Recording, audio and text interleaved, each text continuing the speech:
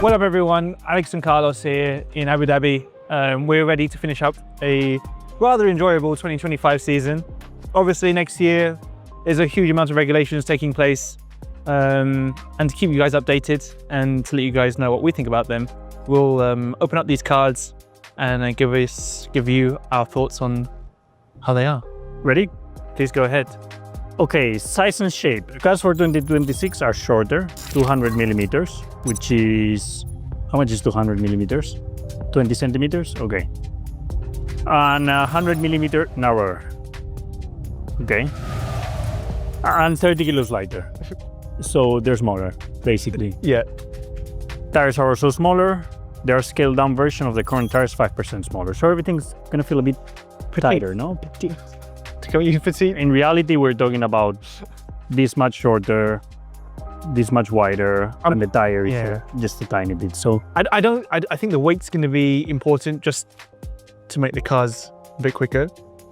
But realistically, I'm hoping the street tracks are going to feel a little bit less claustrophobic. Maybe some more overtaking opportunities.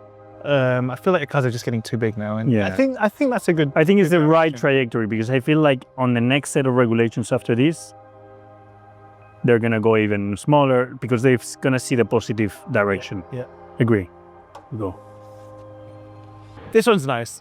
The fuel is going to be fully sustainable, meaning it's either from biomass plants that have already absorbed carbon, or by sucking carbon out of the air, or a mixture of both. Okay. It is not zero emission because it is still a carbon fuel, but it only splits out the carbon that has gone into making it. So it's a lot more healthy, no? It's closer to net zero. It's a lot cleaner.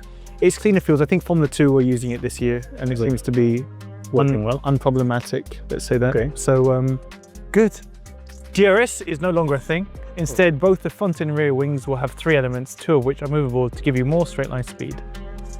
However, well, first of all, on that, are you gonna miss DRS? Well, it feels like it's still there. It's just front and rear DRS now. Okay, yeah. Is that fair to say? True. But it's not there to overtake, it's just there to make the cars quicker. It is. Yeah. And I think it's going to be, I mean, we've driven it in the sim for a little bit.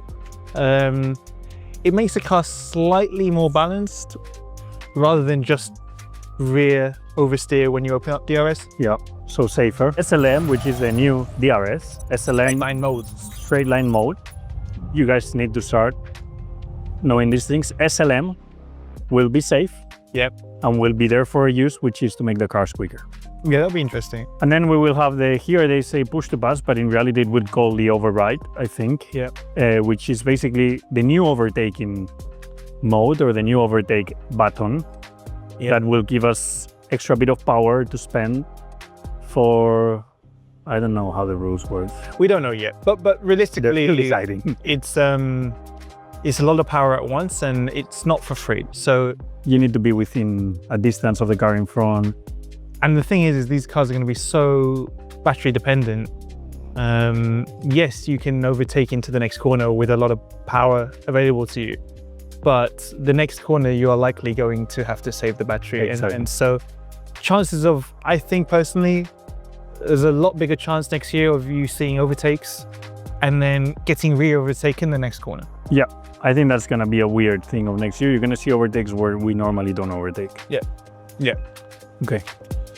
Because of all of this, the biggest lap time sensitivity will be how good you're keeping your battery at full.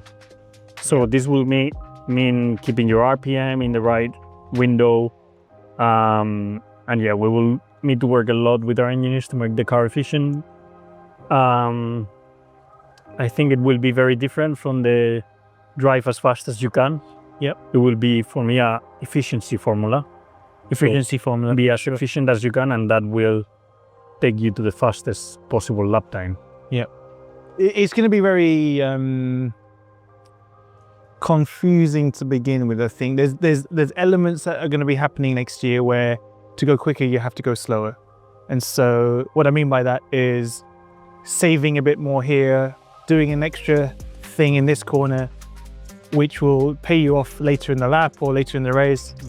And that side of it, drivers, we're going to have to learn to adapt to that And I think the bigger factor is the teams are going to have to use simulations and these kind of things to kind of give us the optimal way to drive a lap or to drive a race. So that, I think, in the simulator, what we've experienced is the biggest brain scratcher. Yep. And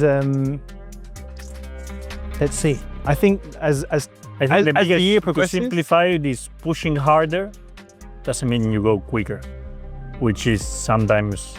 Let that simmer. Yeah. That's wise. The most effective change, well, for sure the power unit. Power unit's going to be the biggest single change. I don't personally think the downforce of the car is going to feel that different. The cars are going to get quick very quickly, I think. You think so? We need a winter break first. Yeah. Okay, I hope you guys enjoyed our little tech talk. Not sure how much you learned, or maybe we've just confused you even more. But thanks for watching, and see you all next year. See you guys.